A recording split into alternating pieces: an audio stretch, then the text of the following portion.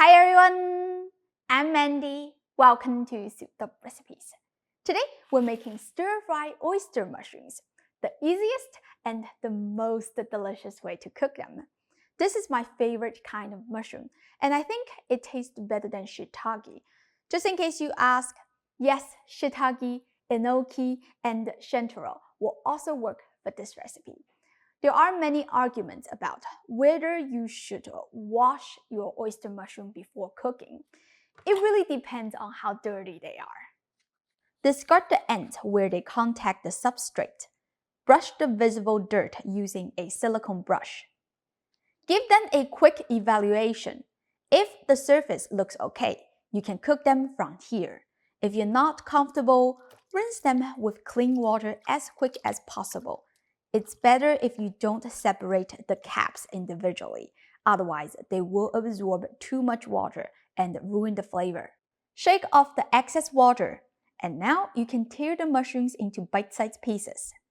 Some people suggest using a salad spinner to eliminate the excess moisture, but I find that unnecessary. As long as you rinse the mushrooms quickly, they don't absorb that much water. Set them aside. 3 scallions, discard the end. Dice them diagonally into half-inch long pieces. Slice 4 cloves of garlic thinly.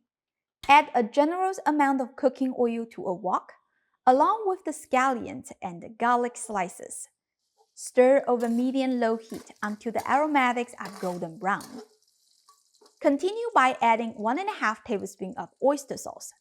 If you want to make this dish vegan, use vegan oyster sauce, 2 teaspoons of soy sauce, and 1 teaspoon of dark soy sauce.